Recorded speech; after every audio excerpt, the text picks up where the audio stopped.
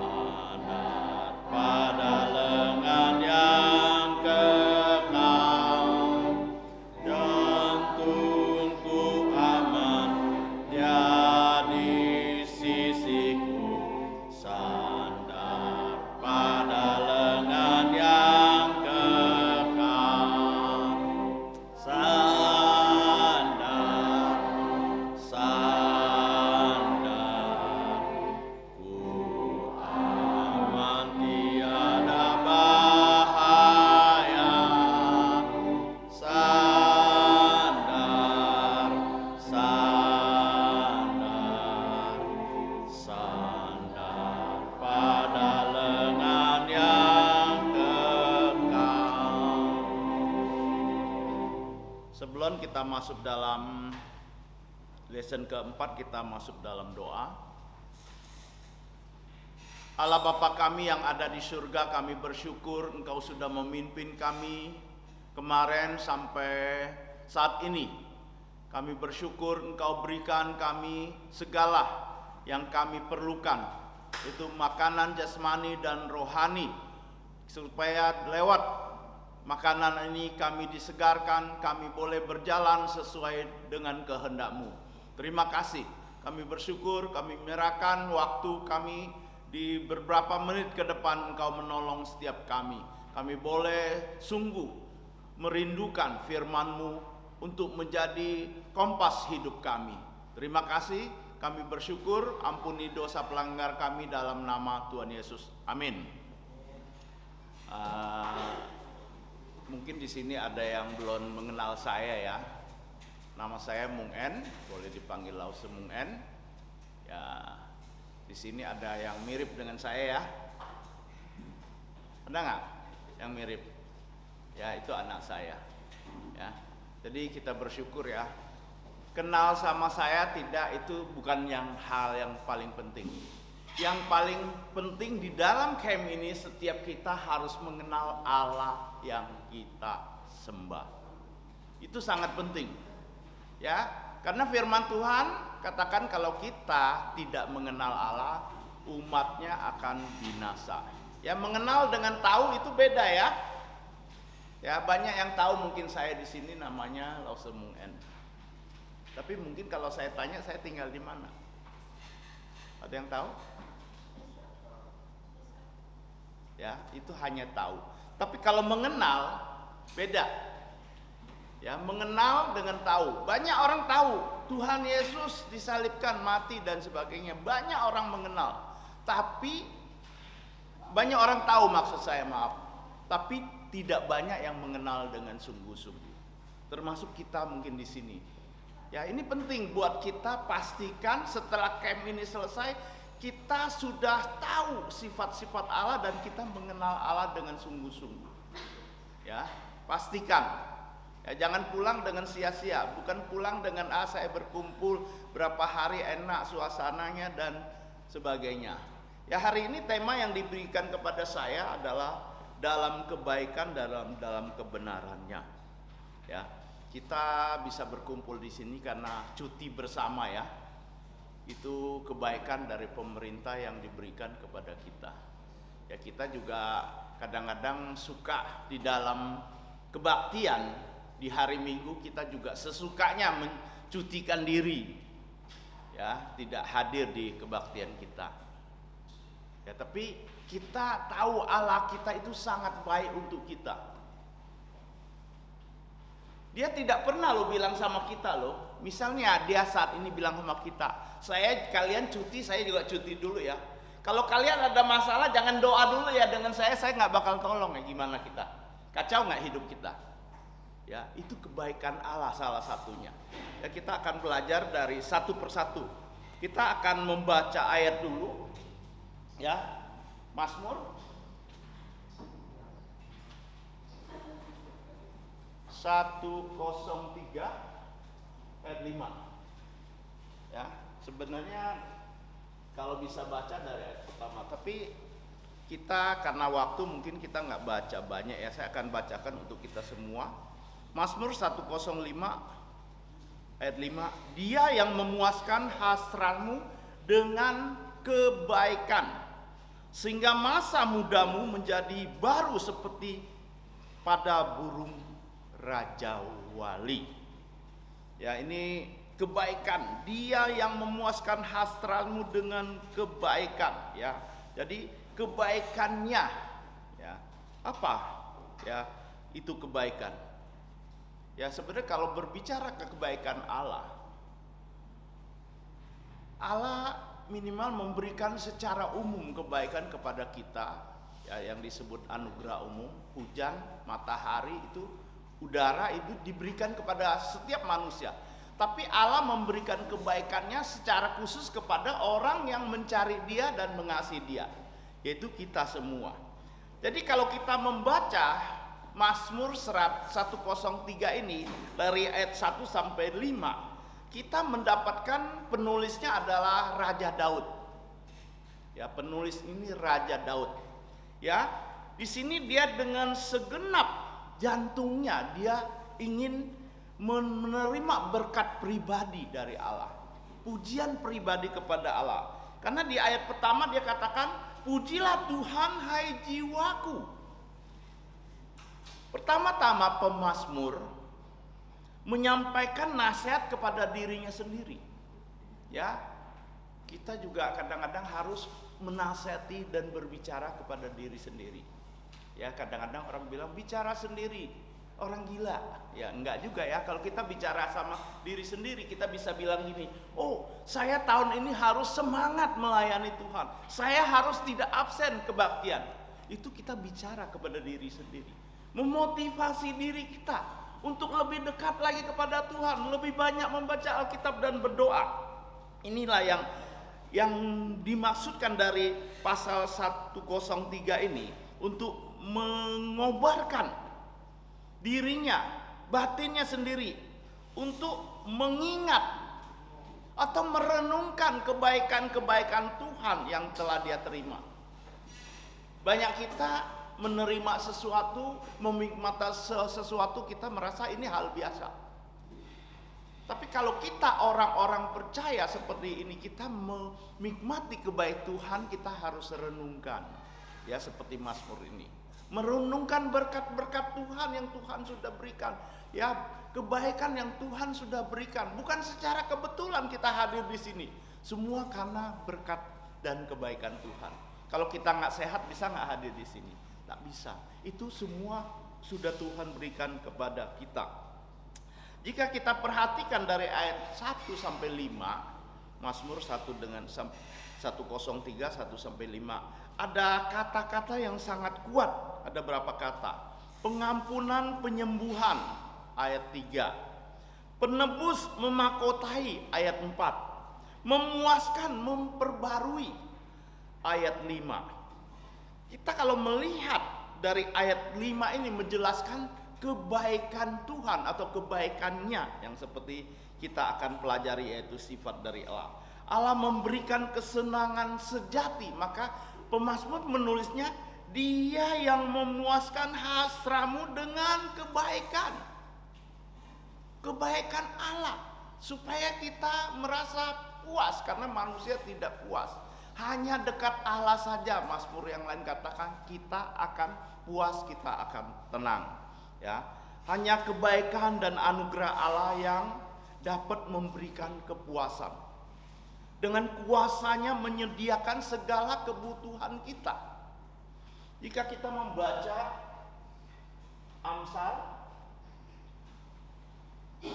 8 ayat 21, supaya ku wariskan harta kepada yang mengasihi aku, dan ku isi penuh kebenaran mereka. Semua itu dari Tuhan. Ya, kepuasan sejati hanya dari Allah, tidak bisa didapatkan dari usaha manusia. Karena di dalam Pengkhotbah 6 ayat 7, ya, kalian boleh catat, nanti mungkin Tause akan bacakan di sini, kalian nanti boleh membaca, merenungkan kembali ya firman Tuhan. Segala jeripaya manusia adalah untuk mulutnya, namun keinginannya tidak dipuaskan. Jadi manusia berusaha ingin puas, ingin kesenangan-senangan yang ada di dunia ini, tapi tidak akan mencapai kepuasan. Ya, ada pepatah bilang, ular menelan gajah, bisa nggak? Setelah dia telan gajah, kira-kira gimana? Dia bisa jalan nggak? Dia bisa bergerak nggak? Nggak bisa bergerak. Jadi manusia ini nggak bisa puas dengan usaha kita sendiri. Ya, Allah memberikan umur panjang untuk kita menikmati kepuasan sejati.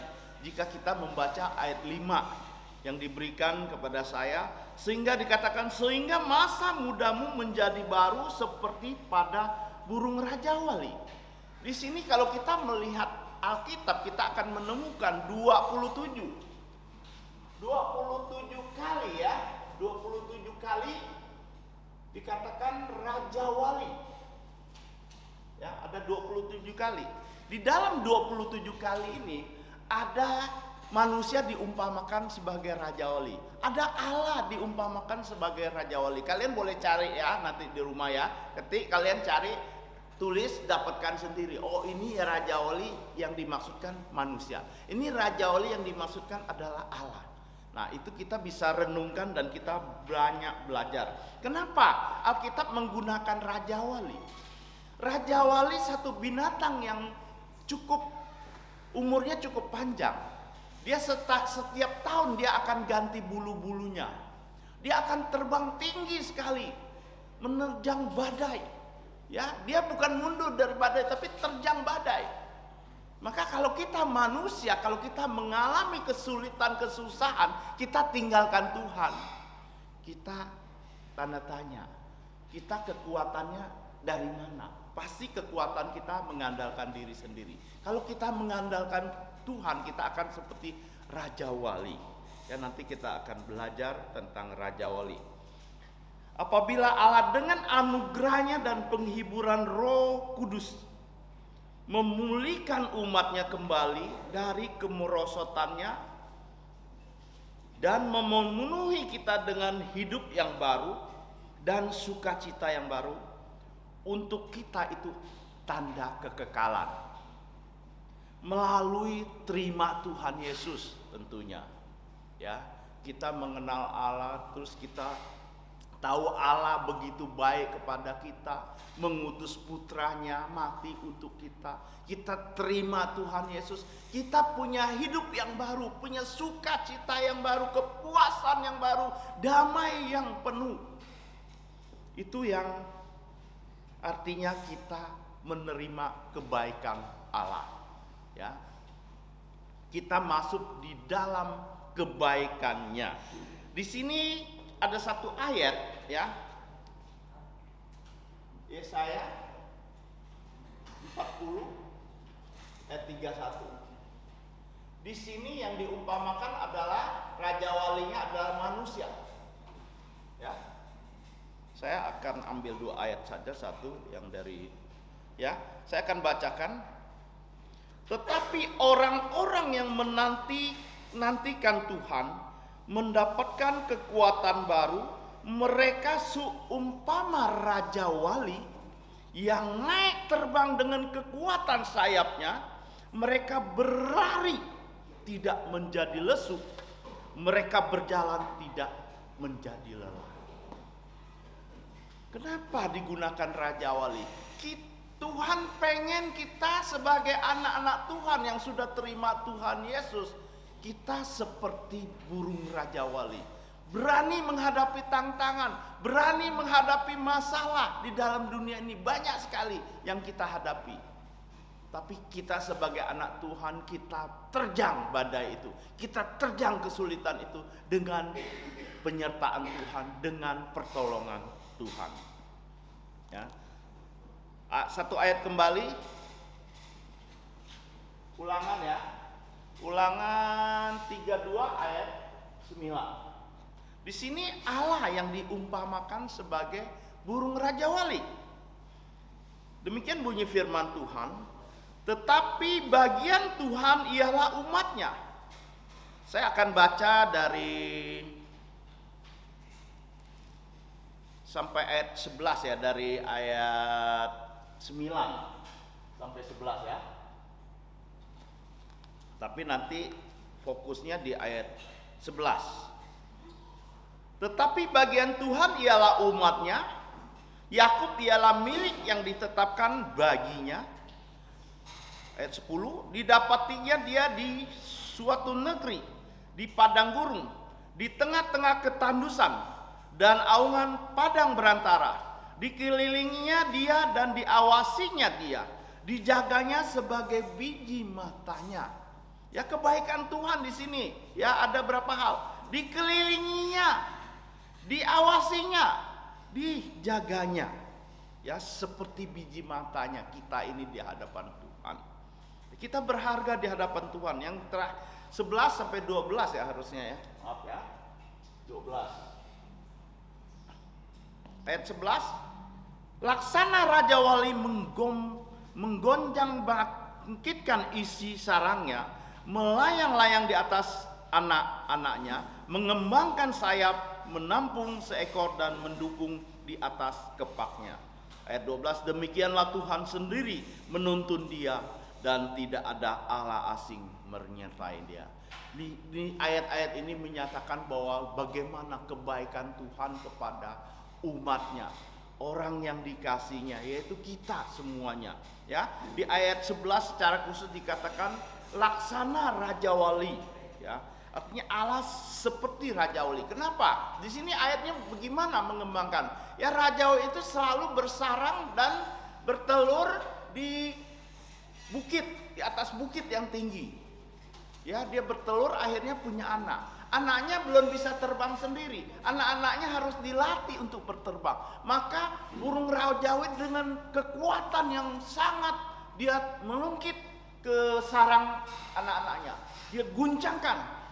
sarang anak-anaknya, maka anak-anaknya terpental ke bawah. Akhirnya burung rajawa ini dengan sayapnya menampung anak-anaknya yang terjatuh itu. Ya.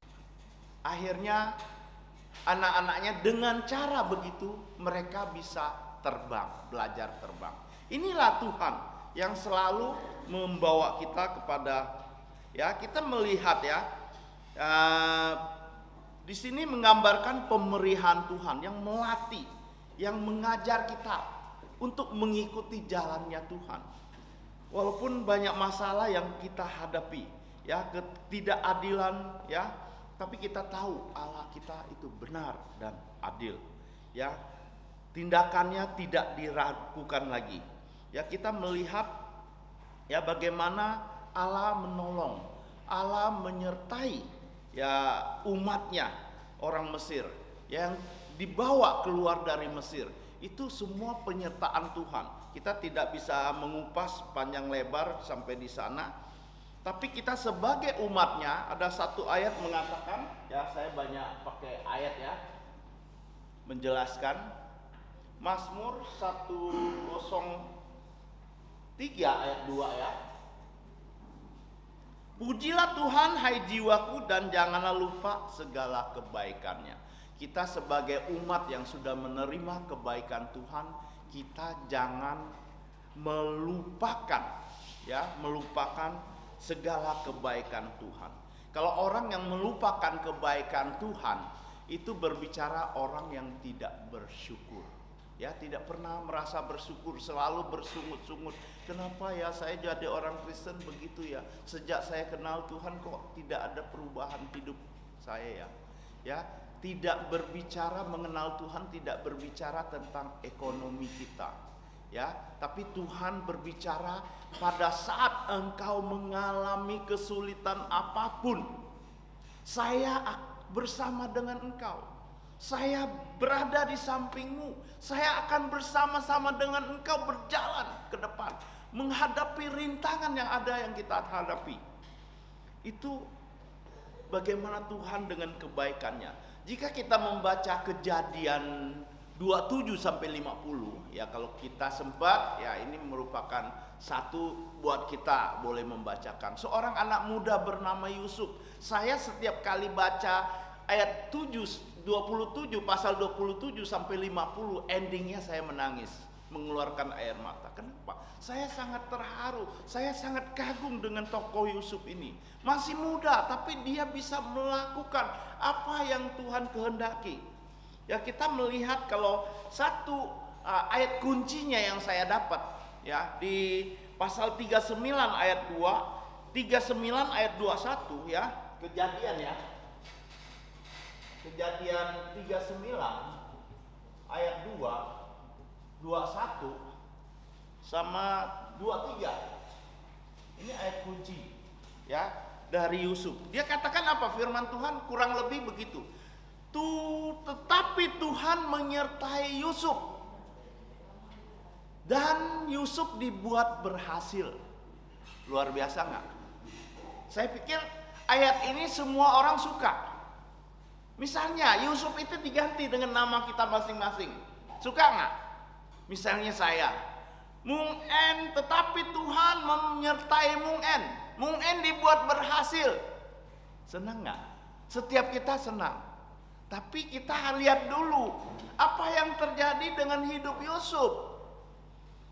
Tidak segampang itu kita menjalankannya. Kalau kita seperti Yusuf, mungkin kita bisa menyalahkan Tuhan. Ya, Yusuf kita melihat ya, umur 30 dibuat berhasil oleh Tuhan karena penyertaan pertolongan Tuhan. Dia diangkat jadi orang nomor 2 di Mesir. Raja katakan, selain kursi saya yang duduki, kuasa saya, yang lain semua kamu yang pegang. Hebat juga. Anak muda, umur 30 tahun, sudah menguasai Mesir. Tapi kita melihat, kisah Yusuf ini kita lihat diawali dengan iri hati dari kakak-kakaknya. Dia seorang pangeran di dalam rumahnya. Pakai bajunya indah, makannya bagus, enak. mewah, tapi dijual jadi budak. Pertama pengen dibunuh, tapi karena pertolongan Tuhan dia tidak jadi dibunuh. Dia dijual ke Mesir, di rumah Potifar, jadi pelayan. Tapi ayat inilah yang pertama katakan, ayat 392.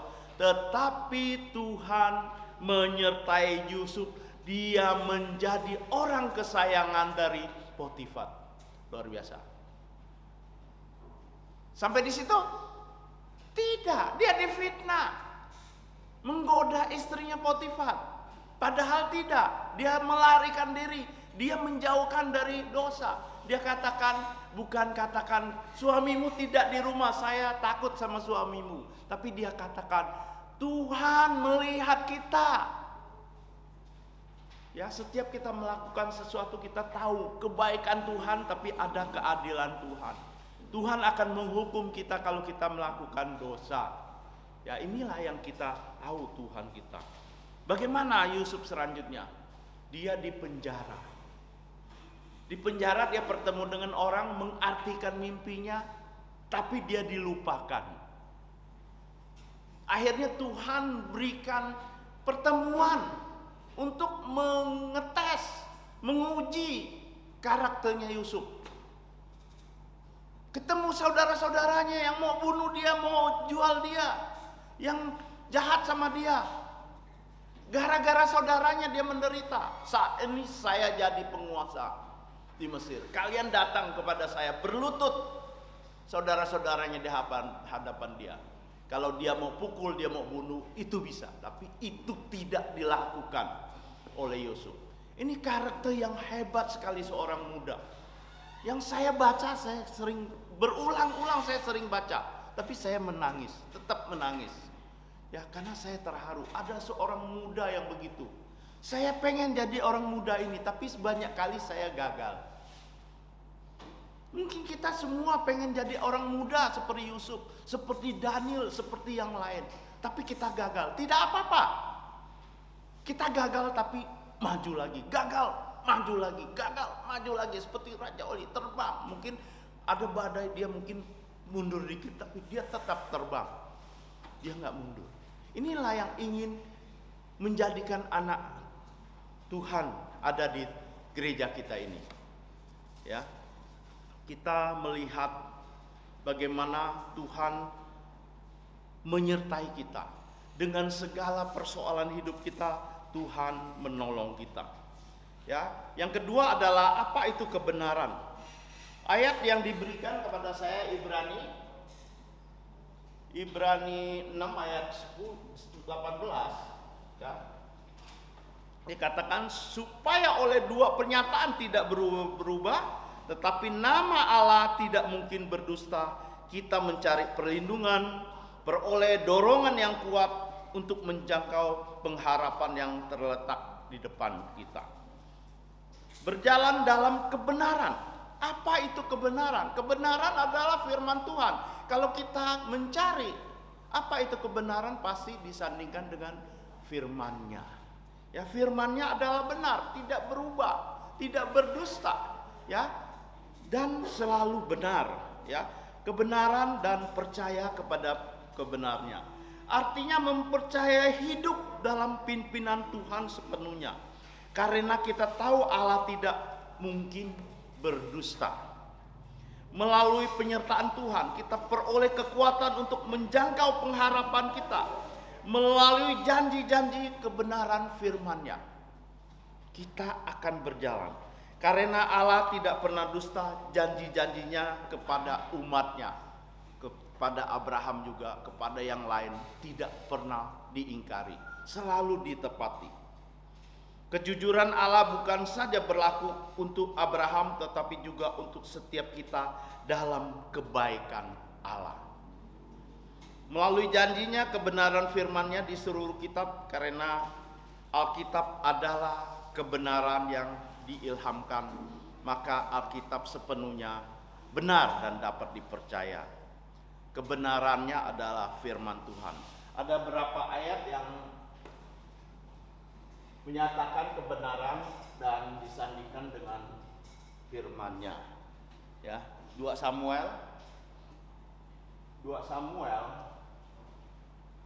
pasal 7 ayat 28. Oleh sebab itu ya Tuhan Allah, Engkau Allah, dan segala firman-Mu adalah kebenaran. Engkau telah menjadikan perkara yang baik ini kepada hamba-Mu. Pemuda-pemudi merupakan generasi gereja, generasi penerus. Kalian semua adalah generasi gereja ini, ya, dan bahkan generasi bangsa dan negara kita. Pembangunan dan perkembangan di sebuah gereja di dunia ini terletak pada bagaimana generasi penerus disiapkan. Ya, gereja ini akan lebih maju ke depannya. Bagaimana kalian mempersiapkan diri kalian untuk baik-baik di hadapan Tuhan. Bagaimana baik-baik kalian semua mengenal Tuhan. Ya, Lause mungkin bisa berapa tahun lagi. Ya, Pak Jin dan yang lain-lain. Kalian adalah yang akan meneruskan, ya, gereja ini.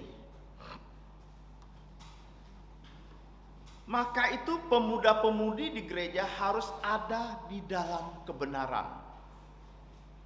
Dunia sekarang sedang meracuni generasi muda dengan tawuran, obat terlarang, minuman keras, pornografi, huru-hara, pesta, hidup bebas, seks bebas.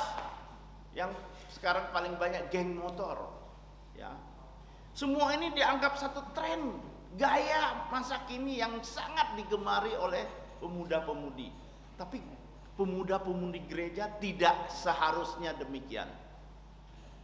Gereja, pemuda-pemudi semuanya harus berada di dalam naungan firman Tuhan. Harus belajar Tuhan dengan sungguh-sungguh, mengenal Tuhan dengan sungguh-sungguh, supaya bisa menghadapi.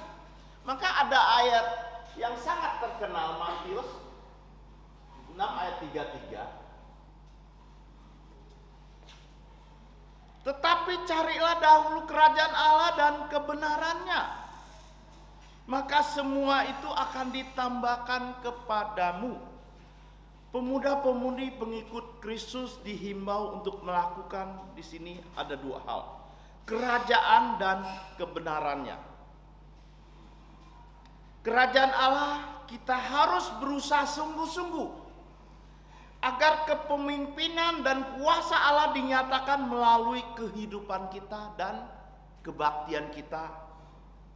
Kita harus berdoa agar kerajaan Allah akan datang dengan luar biasa atas pertolongan Roh Kudus untuk menyelamatkan orang-orang berdosa dan menghancurkan kuasa setan yang mengikat pemuda-pemudi dengan pergaulan-pergaulan dan daya tarik dunia ini.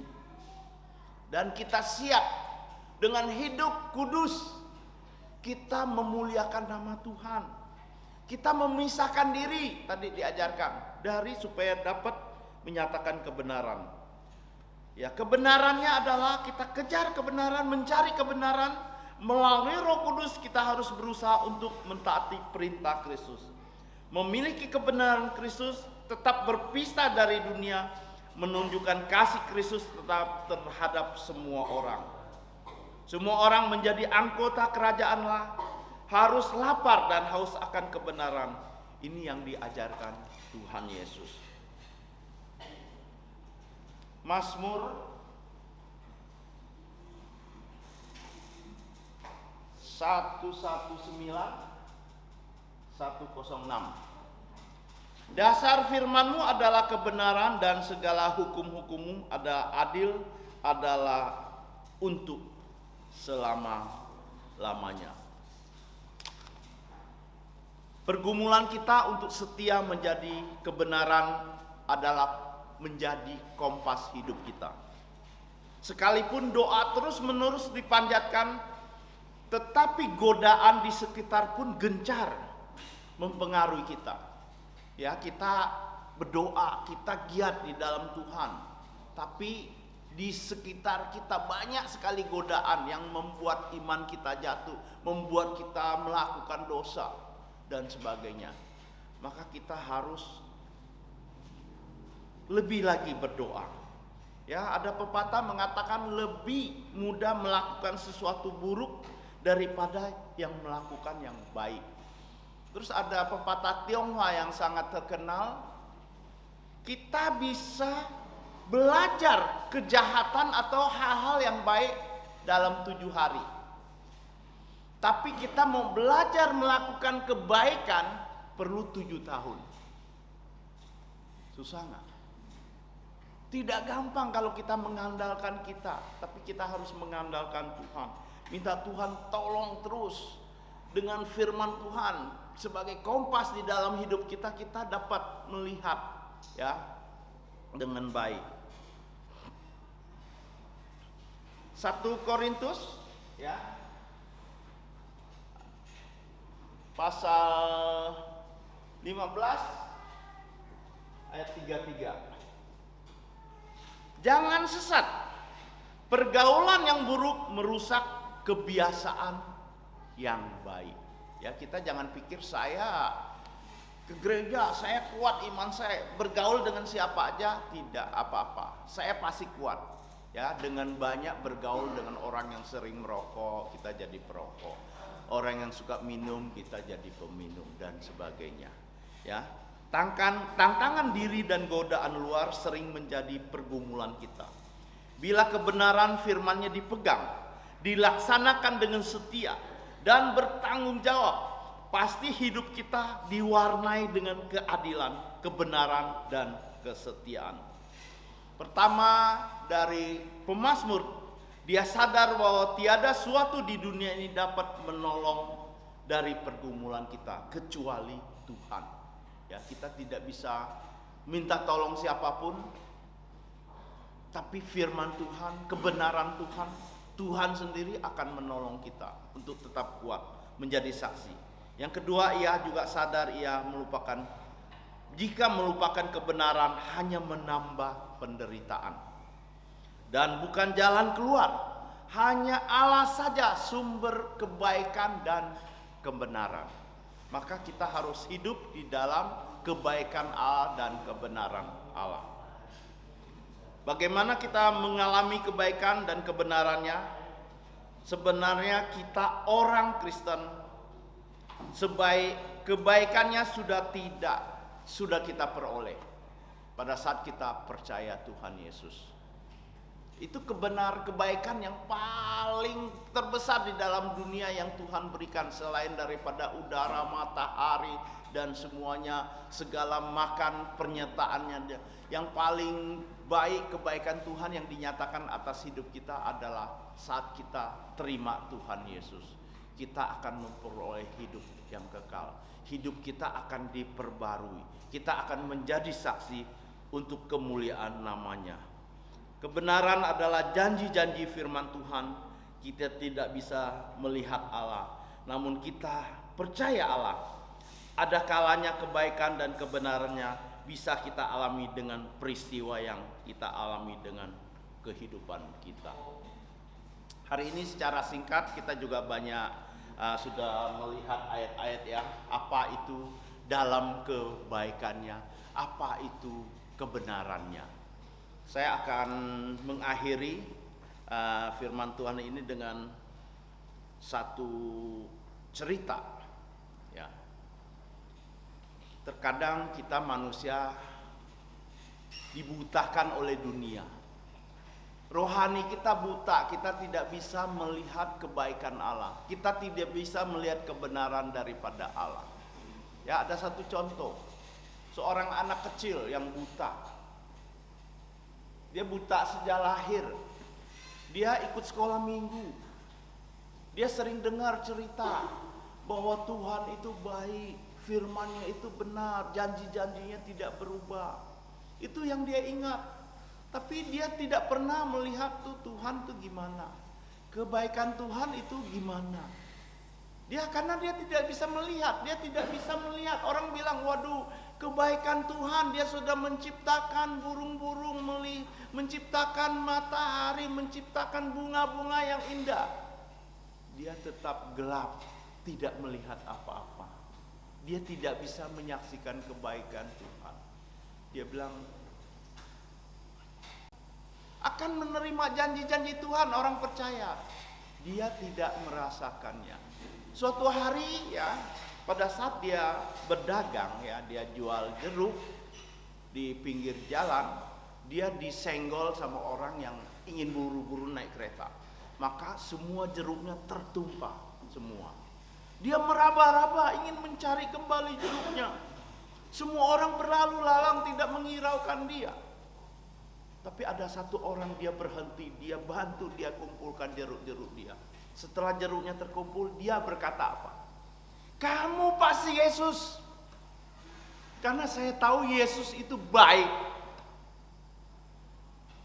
Ya, kita sebagai orang Kristen, pemuda-pemudi gereja ini, kita harus menjadi saksi.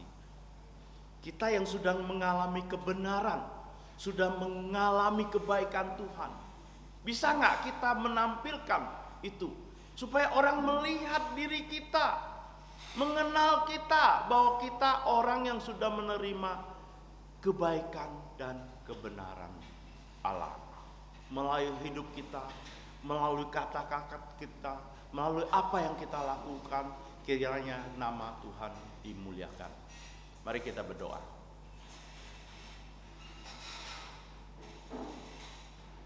Allah Bapa kami yang ada di surga, kami bersyukur kepada Engkau. Suaramu, suara hambamu sudah berhenti. Tapi Engkau terus dengan Roh-Mu yang kudus bekerja di dalam lubuk jantung kami. Kami bukan hanya tahu bahwa Tuhan itu mati, disalib untuk kami. Kami bukan hanya tahu bahwa Dia bangkit pada hari ketiga. Kami bukan hanya tahu Dia menampakkan diri dan menunggu kami di surga. Tapi kami harus mengenal Tuhan Allah kami, sifat dan karakternya dengan baik. Sehingga di dalam kehidupan kami, kami boleh mengalami, merasakan kebaikan dan kebenaran janji-janjinya. Terima kasih. Ampuni dosa pelanggaran kami dalam nama Tuhan Yesus. Amin.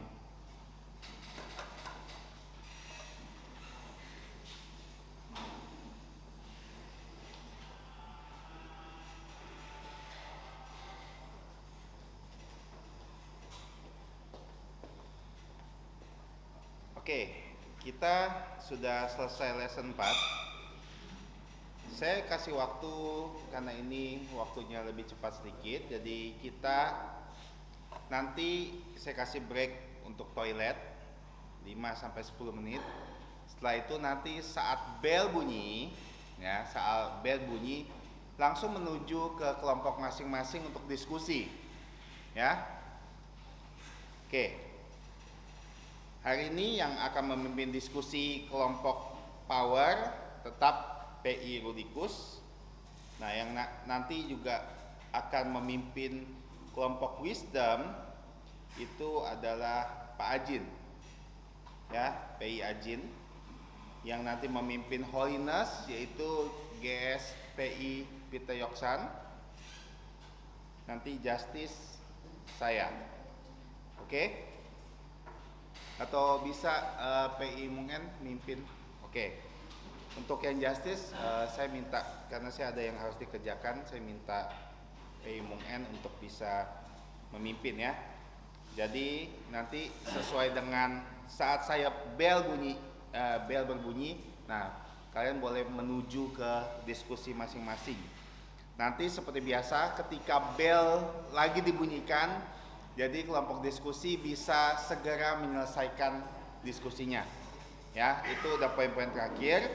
Dan nanti kita langsung masuk ke poin 5, lesson 5. Jadi tolong langsung ke toilet ya.